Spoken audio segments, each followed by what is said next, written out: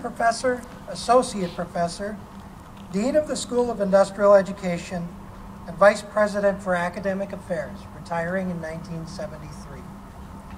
He began the Bachelor's of Science program in Industrial Technology, and in doing so is recognized as the person who led the university to change directions by placing an emphasis on industry and technology. Our ceremony today would not be complete without recognition of the significant contributions of John Jarvis in the history of Stout. It's now my pleasure and honor to introduce Kay Jarvis Sladke and Tom Jarvis, children of John Jarvis. Tom.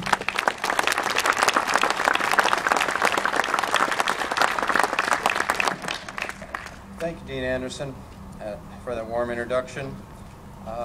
Governor Doyle and Jessica, Chancellor Sorensen, and Tony, ladies and gentlemen, on behalf of my sister Kay and our families, we want to thank you very much for allowing us to participate in today's wonderful activities.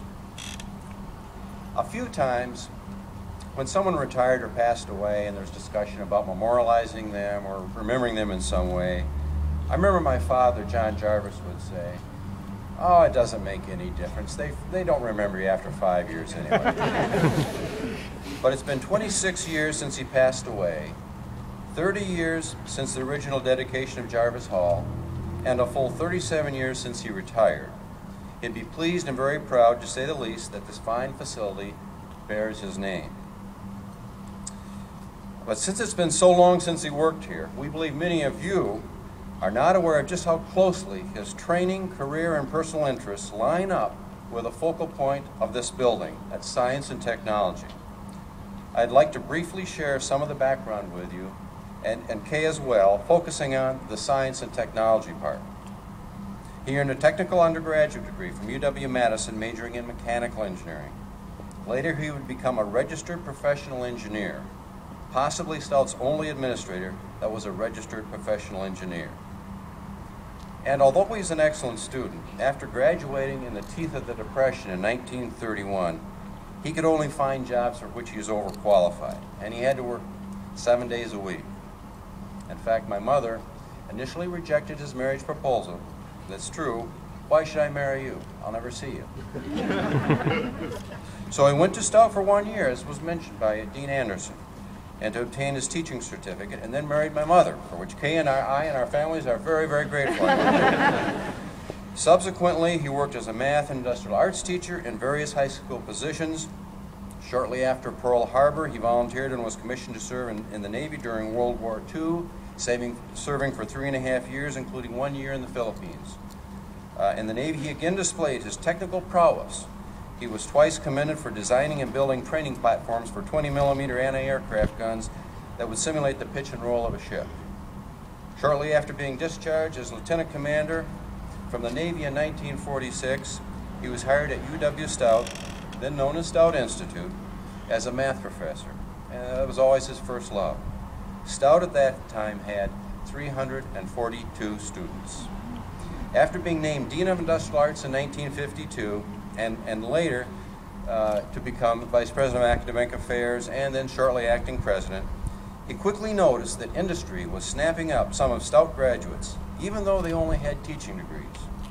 He developed and led the addition of an industrial technology major in 1956, and it quickly became the largest major on campus and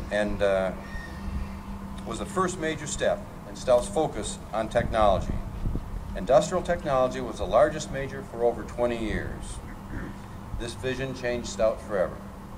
As the years went by, under John Jarvis's leadership and subsequent administrations, Stout continued its concentration on technology, and that major has now morphed into a series of technology and engineering majors.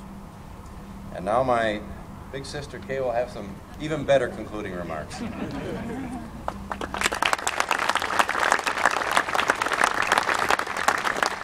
I don't know if I'm so humorous, but I certainly agree with Tom that Jarvis Hall is indeed appropriately named for our father, a science tech leader.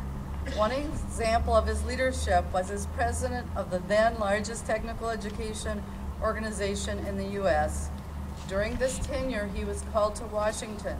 Researching these remarks, I found a telegram dated June 19, 1963, sent to Dr. John A. Jarvis as president of the American Vocational Association.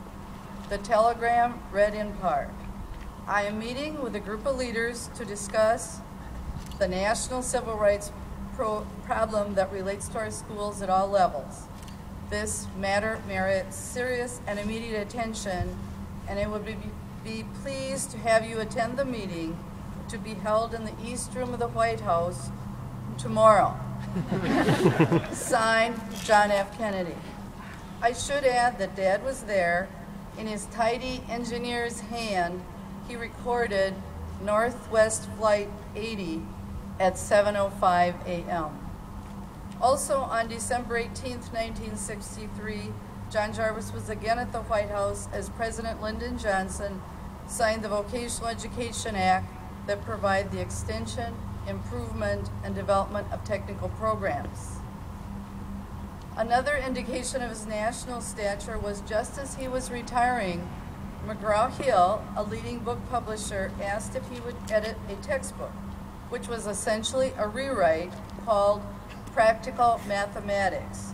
This request was made fully 20 years after he had last taught a math class.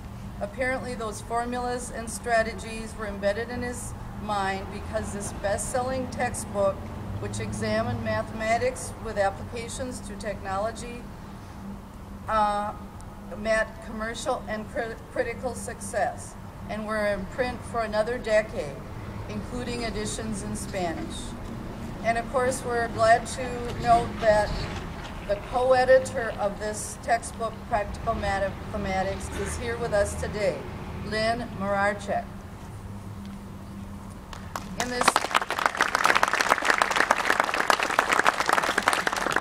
Thank you, Lynn. In this brief sketch of John Jarvis's life, his passion for Stout hasn't been mentioned.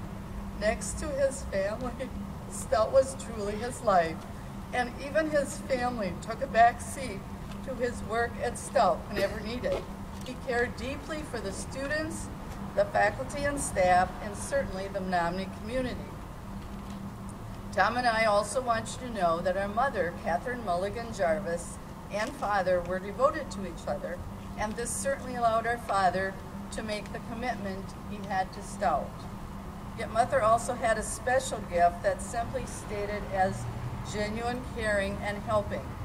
The help that she provided people in the Stout Menominee community was legendary. The local Rotary Club had a Service Above Self award, and mother was its first recipient. Her contributions were continuous, selfless, and significant. Her name isn't on the building, but her spirit is inside. My brother and I,